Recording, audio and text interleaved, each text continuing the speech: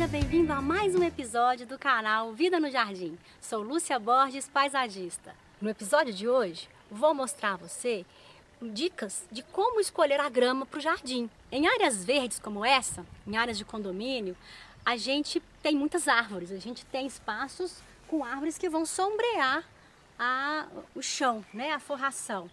E a grama comum, a grama mais usada, que é a grama esmeralda, fica inadequada. Aí, a melhor grama seria a grama São Carlos, que é uma grama de folha larga, um pouco mais intensa, que se adapta muito bem aos espaços planos, à meia sombra e também ao sol.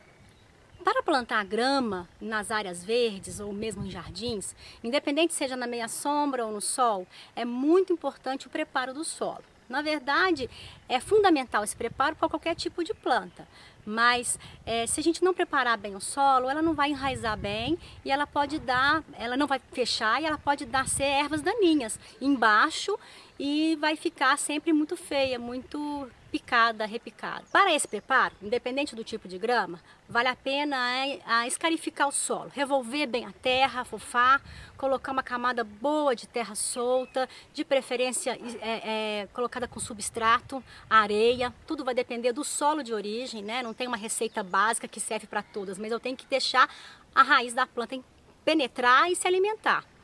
Existem hoje no mercado substratos prontos que a gente pode usar para esse plantio. 20 centímetros é o tanto de raiz que a planta precisa, que essa grama precisa, independente da espécie. Então, trabalha mesmo esse solo, afofa essa terra, aproveita a terra que tem, mas adube, coloque produto para alimentação da planta, afofe isso. Nivele, depois de nivelar a gente vem com as placas de grama, normalmente a gente planta em placas, e depois a gente faz uma leve compactação e pode jogar por cima um pouquinho dessa camada, desse substrato indicado para a grama. Quando a terra não foi bem preparada ou quando está muito tempo sem ser mexida, a grama vai ficando falha, né? Os rizomas vão ficando aparentes, as raízes ela vai ficando gasta, a terra está muito compactada, ela não tem como enraizar.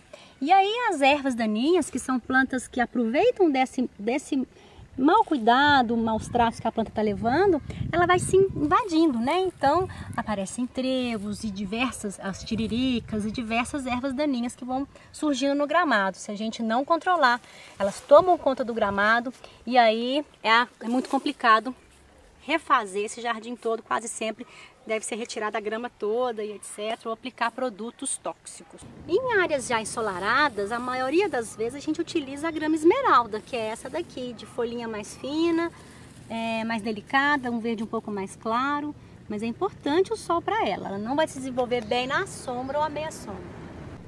Independente da grama, a poda é fundamental, não deixar crescer mais do que 2, 3 centímetros, senão vai ficar falha depois, né? Quando ela fica maior, ela fica meio falha. Ela fica meio, né, cria uma palha embaixo.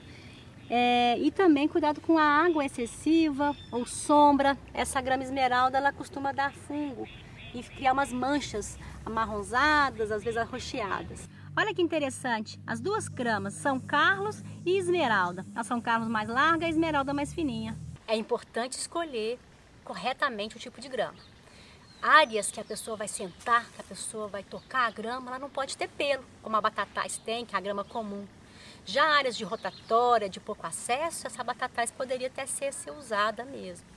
Se o local é mais sombreado e não vai bater sol plenamente nessa parte que a grama vai ficar, escolha São Carlos, escolha uma grama correta.